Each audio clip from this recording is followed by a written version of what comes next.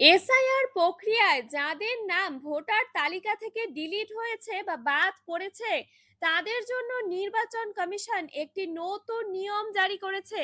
আজ থেকেই দেশ জুড়ে শুরু হচ্ছে ফেজ 3 বাড়ি বাড়ি সার্ভে। এই পর্যায়ে বিএলও সরাসরি ভোটারদের বাড়িতে গিয়ে ভোটারদের তথ্য যাচাই করবে এবং অনেক গুরুত্বপূর্ণ নথি পরীক্ষা করবেন।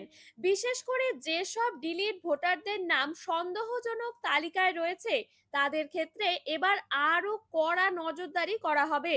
তাই আজকের এই ভিডিওতে জানাবো ডিলিট ভোটারদের জন্য নতুন নিয়ম কি, কারা সতর্ক থাকবেন, বিএলও বাড়িতে এলে কি করতে হবে এবং কিভাবে নিজের ভোটার পরিচয় সুরক্ষিত রাখবেন।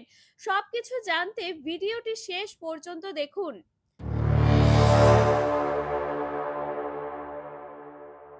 নির্বাচন কমিশনের পূর্ব ঘোষিত কর্মসূচি অনুযায়ী আজ 25শে জুন থেকে 24শে জুলাই পর্যন্ত দেশ জুড়ে এসআইআর এর ফেজ 3 বাড়ি বাড়ি যাচাই অভিযান শুরু হচ্ছে। এই পর্যায়ে বুথ লেভেল অফিসার বা বিএলও প্রত্যেক ভোটারের বাড়িতে গিয়ে তথ্য, ছবি এবং ভোটার তালিকার বিভিন্ন তথ্য যাচাই করবেন। ভোটার তালিকাকে আরো নির্ভুল ও স্বচ্ছ করার জন্যই এই পদক্ষেপ নেওয়া হয়েছে। তবে এবার সবচেয়ে বড় বিষয় হলো ডিলিট ভোটারদের জন্য নতুন কি নিয়ম জারি করা হলো। নির্বাচন কমিশন স্পষ্ট জানিয়েছে কোনো ব্যক্তির নাম যদি দুটি আলাদা জায়গায় ভোটার তালিকায় থাকে তাহলে সেটি আইনত গ্রহণযোগ্য নয়। অর্থাৎ কেউ যদি নিজের স্থায়ী ঠিকানার ভোটার হয়ে থাকেন এবং একই সঙ্গে অন্য রাজ্য বা অন্য এলাকাতেও ভোটার হিসেবে নাম নথিভুক্ত করে থাকেন তাহলে সেই নামগুলোর বিরুদ্ধে ব্যবস্থা নেওয়া হবে।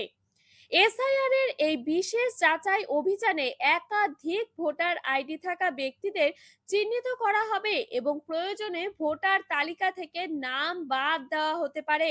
তাই যাদের নাম আগে ডিলিট হয়েছে বা যাদের ভোটার তথ্য নিয়ে কোনো সমস্যা রয়েছে তাদের এখনই সতর্ক হওয়া প্রয়োজন।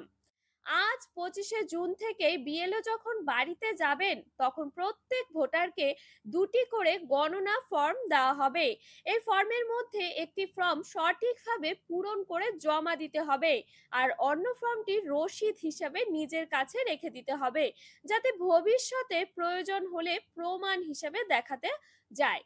ফর্ম পূরণের সময় নিজের নাম, ঠিকানা, জন্ম তারিখ, পরিবার সম্পর্কিত তথ্য এবং ভোটার নাম্বার সঠিকভাবে উল্লেখ করা অত্যন্ত গুরুত্বপূর্ণ। যদি কোনো ভুল তথ্য দেওয়া হয় বা তথ্য গোপন করা হয় তাহলে পরবর্তীতে সমস্যার সম্মুখীন হতে পারে। এছাড়াও অনেক মানুষ চাকরি, পড়াশোনা বা অন্য কারণে বাড়ির বাইরে থাকেন, তাদের জন্য নির্বাচন কমিশন বিশেষ সুবিধা দিয়েছে। যারা এই সময় বাড়িতে উপস্থিত থাকতে পারবেন না তারা নির্বাচন কমিশনের অফিসিয়াল পোর্টালে গিয়ে অনলাইনের মাধ্যমে নিজেদের তথ্য যাচাই এবং ফর্ম জমা দেওয়ার কাজ সম্পন্ন করতে পারবেন। ফলে বাড়িতে না থাকলেও ভোটার তথ্য আপডেট করার সুযোগ থাকছে। আর যাদের নাম ইতিমধ্যেই ভোটার তালিকা থেকে বাদ পড়েছে তারা বিএলওর সঙ্গে যোগাযোগ করে বা সংশ্লিষ্ট নির্বাচন অফিসে প্রয়োজনীয় নথি জমা দিয়ে নিজেদের দাবি উপস্থাপন করতে পারবেন। তাই কোনো নোটিশ বা বিএলওর ডিজিটকে হালকাভাবে নেবেন না। আগামী 1 মাস ভোটার তালিকা সংশোধনের ক্ষেত্রে অত্যন্ত গুরুত্বপূর্ণ হতে চলেছে। বিশেষজ্ঞদের মতে এই পর্যায়ে সঠিক তথ্য প্রদান করলে ভবিষ্যতে ভোটার তালিকা সংক্রান্ত অনেক সমস্যা এড়ানো সম্ভব হবে।